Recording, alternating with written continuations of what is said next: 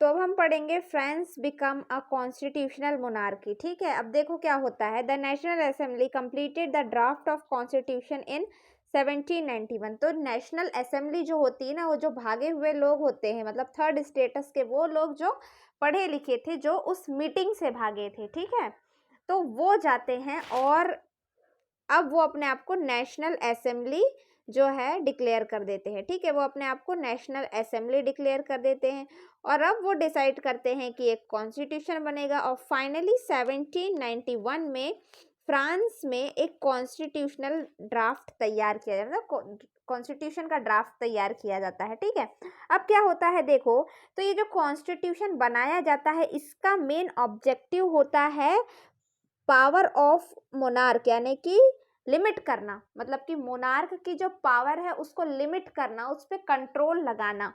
ठीक है, तो ऐसे क्वेश्चंस मल्टीपल चॉइस क्वेश्चन में आ सकते हैं।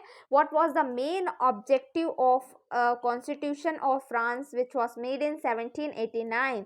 सो the answer will be its main objective was to limit the power of monarch, यानी कि मोनार्क की पावर को कम करना इस कॉन्स्टिट्यूशन का एम था।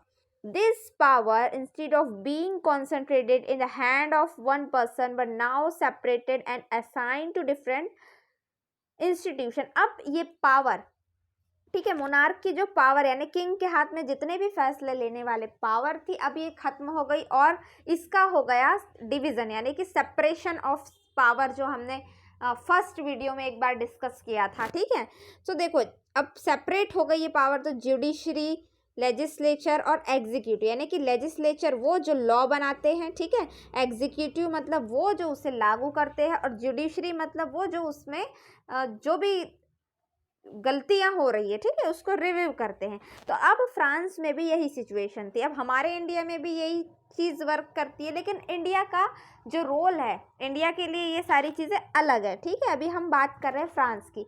तो अब यहाँ पर जो नेशनल असेंबली थी वो थी लेजिस्लेचर, यानी कि अब वो क्या करेगी, लॉ बनाएगी। तो अब देख लो, नेशनल असेंबली में मेंबर्स होते थे 745 मेंबर्स। ठीक है, आगे हम देखते हैं। This made France constitutional monarchy. Okay, the constitution of 1791 vested the power to make law in the national assembly. ठीक है, अब ये जो कॉन्स्टिट्यूशन आता है वो नेशनल असेंबली को पावर देता है कानून बनाने की फ्रांस के लिए, which was directly indirectly elected. तो अब ये जो नेशनल असेंबली के 745 लोग होते थे ना, ये इनडायरेक्टली इलेक्ट किए जाते थे। अब इसका इलेक्शन प्रोसीजर हम देखते हैं, पहले हम इस पैराग्राफ को कंप्लीट कर लेते हैं।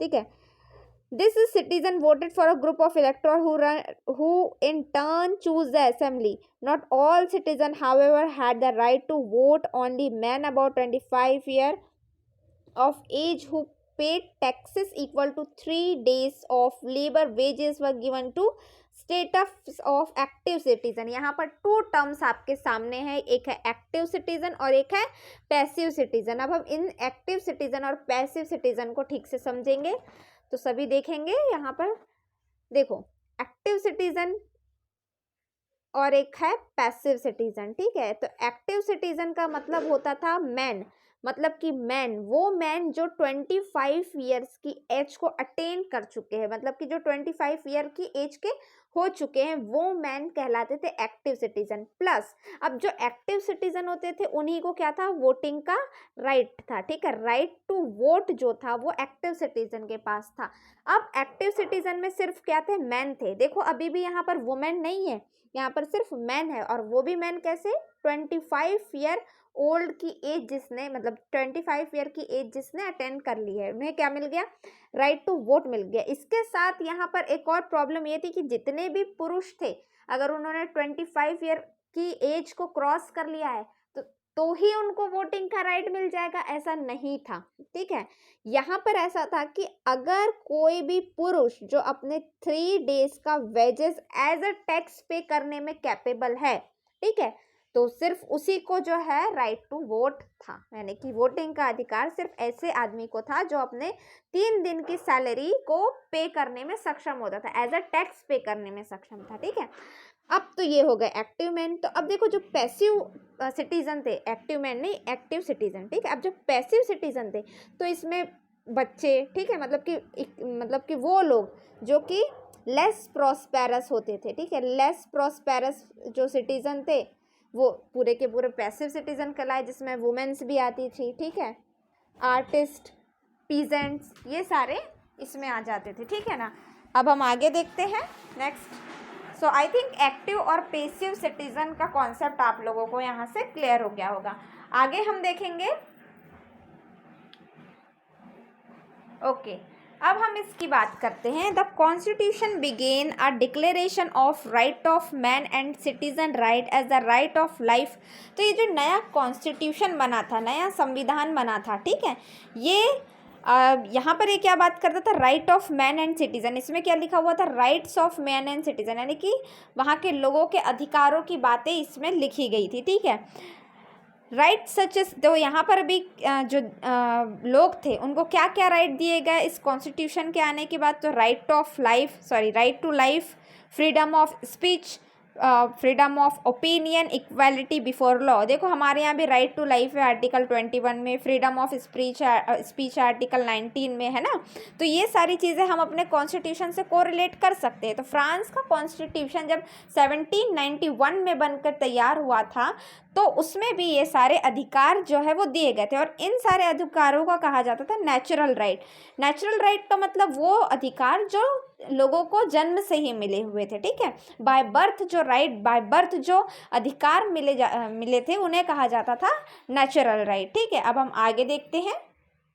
सो यहाँ पर जो है कुछ लोग ऐसे भी हुआ करते थे फ्रांस में उस समय जिन्होंने एजुकेशन को, मतलब देखो एजुकेशन सभी को यहाँ नहीं मिल पाई थी, तो कुछ लोग ऐसे थे जो पढ़ना लिखना नहीं जानते थे, ठीक है। अब जब फ्रांस का कॉन्स्टिट्यूशन बन के आया तो फ्रांस का कॉन्स्टिट्यूशन जो था वो इस तरह से, ये जो आपको सिंबल दिख रहा है ना, ये जो सिंबल बना हुआ है ये डिफाइन करता है right of man and citizen, ठीक है। तो इस सिंबल के थ्रू उन लोगों तक की ये बातें पहुंचाई जाती थी जो पढ़े लिखे नहीं है, ठीक है। मान लो आगे हम देखते हैं, ये देखो, तो ये कुछ सिंबल्स है, ये बहुत इंपॉर्टेंट है सिंबल्स, ये आप लोगों को पूरा थ्रू आउट द हिस्ट्री, यानी कि आप लोगों के लिए इस चैप्टर से यहाँ से जो है क्वेश्चन बनने के बहुत ज़्यादा चांसेस होते हैं। तो हम देखेंगे वन बाय वन सिंबल को डिस्कस करते हैं, ठीक है। तो पहला सिंबल हमारे सामने है द ब्रोकन चैन, ठीक है, chain were use to fetter a slave. तो ये ब्रोकन चैन जो है, ठीक है, ये ऐसी बेड़ियां हैं जो खुली हुई है। तो ये क्या दर्शाने की कोशिश करती है कि देखो, ये दर्शाने की कोशिश करती है कि जो चीज़ें हैं वो फ्री है, मतलब अब जो लोग हैं उन्हें क्या मिल गई है, फ्रीडम मिल गई है, लिबर्टी मिल गई है, आज़ादी मिल गई है, ठीक है।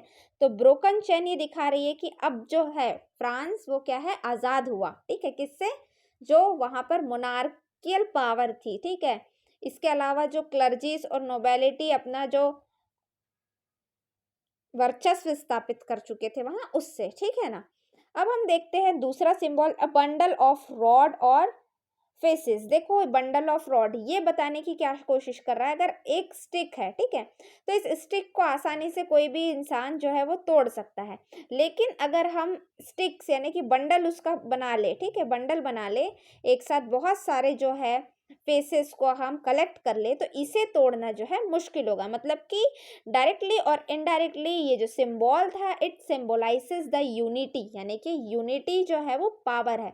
अगर लोग साथ में रहेंगे, साथ मिलजुल के रहेंगे, तो क्या होगा, लोगों को डोमिनेट करना मुश्किल हो जाएगा, ठीक है। तीसरे सिंबल की बात करें तो ये है एक eye within a triangle radiating, ठीक है, ये चीज बताती है, देखो ये आंख बनी हुई है और ये जो है ये यहाँ से जो है रेस निकल रही है, मतलब कि ये बताती है कि जो इग्नोरेंस है वो अब खत्म हुआ, जो अंधकार है वो खत्म हुआ। एजुकेशन लेने के बाद जो सारी चीजें हैं वो लोगों को समझ में आ गई और लोगों ने अपने लाइफ में क्या किया, रोशनी जो है वो लाने का काम किया। यानी कि अब जो पुराने समय में अंधकार रूपी चीजें चल रही थी, ठीक है, अंधाधुंध जो चीजें चल रही थी वो अब खत्म हो गई, लोगों में अवेयरनेस आ गई है। ये सिंबल अवेयरनेस को दर्शाता था, ठीक है। स्केप्टर, अब जो स्केप्टर है ये रॉयल पावर, मतलब किंग जो थे उस समय की इस तरह से स्केप्टर लेके चलते थे। अब देखो यहाँ पर जो है मोनार्की, तो मतलब किंग की मोनार्की खत्म हो गई है, अब यहाँ पे कॉन्स्टिट्यूशनल मोनार्की है, लेकिन अभी भी किंग जो है वो एग्जिस्ट कर रहा है, बट वो कॉन्स्टिट्यूशन के अकॉर्डिंग अपने रूल को रेगुलेट कर रहा है, ठीक है ना। आगे देखो ये है snake biting its tail to form a ring. symbol of eternity, it is the symbol of eternity, a ring has neither being or nor end। तो ये जो है ये समय को दिखाता है, यानी कि जो है चीज़ें समय के साथ चलती है, चीज़ें हमेशा मतलब समय जो है टाइम टू टाइम चलता है, ठीक है, ये कभी रुकता नहीं है और समय के साथ जो है चीज़ों में बदलाव होता है, ठीक है। आगे देखते हैं हम। तो नेक्स्ट हमें ये दिखाई दे रही है सेंटा क्लॉज जैसी कैप, तो इसे कहते हैं Phrygian cap. Cap worn by slave upon becoming free. तो जो लोग स्लेव्स थे, जब वो लोग फ्री हो गए ना, तो उन लोगों ने इस तरह की कैप पहनना शुरू कर दी और अपने आप को दर्शाने की कोशिश की कि हम जो है अब किसी के दबाव में नहीं हैं, ठीक है। ये देखिए यहाँ पर बना है blue white read the national colour of France. तो देखो जो ट्राई कलर होगा ना फ्रांस का, वो आप जरूर देखना, उसमें ब्लू रेड और ब्लू वाइट और रेड कलर आपको देखने को मिलेगा, ठीक है। तो ये फ्रांस का जो है कलर माना जाता है फ्रांस को शो करने के लिए, ठीक है। द विंग्ड वुमेन, जो ये वाला सिंबल आप देख रहे हो, ये है विंग्ड वुमेन का पर्सोनिफिकेशन ऑफ द लॉ, यानी कि जो विंग्स है ये बताने की कोशिश कर रहे हैं कि इक्वालिटी बिफोर लॉ, यानी लॉ के सामने, कानून के सामने अब क्या है, सब समान है, चाहे वो किंग हो या कॉमन पर्सन हो। हालांकि यहाँ पर अभी भी वुमेन्स को राइट टू वोट नहीं मिला था, आगे सारी चीज़ों के बारे में हम पढ़ेंगे। The law tablet, the law is the same for all and all for equal before it, यानी कि मैंने जैसा अभी बताया सभी कानून के सामने क्या होगा, क्या होंगे, समान होंगे। ये इस कॉन्स्टिट्यूशन, ये जो टैबलेट दिख रही है ना ऐसे कॉपी के टाइप आपको, इनमें लिखा गया था, ठीक है। तो ये सारी चीज़ें थी फ्रांस के बारे में जो हमने आज डिस्कस की, किस तरह से कॉन्स्टिट्यूशन बना, कब बना, एक्टिव सिटीजन क्या थे, पैसिव सिटीजन क्या थे, ठीक है। इसके अलावा हमने देखा कौन कौन से राइट जो है उन्हें मिले थे, freedom of expression, freedom of speech, ठीक है। इसके अलावा राइट टू लाइफ, ये सारी चीज़ें हमने अपने कॉन्स्टिट्यूशन में भी, ये सारी चीज़ें हम पढ़ेंगे आगे, ठीक है। इसके अलावा जो पॉलिटिकल सिंबल थे जहाँ से आप लोगों के लिए क्वेश्चन बनने की काफ़ी ज़्यादा संभावना है, वो हमने डिस्कस किए। आगे की बात हम इसके नेक्स्ट पार्ट में डिस्कस करेंगे। Okay, thank you so much.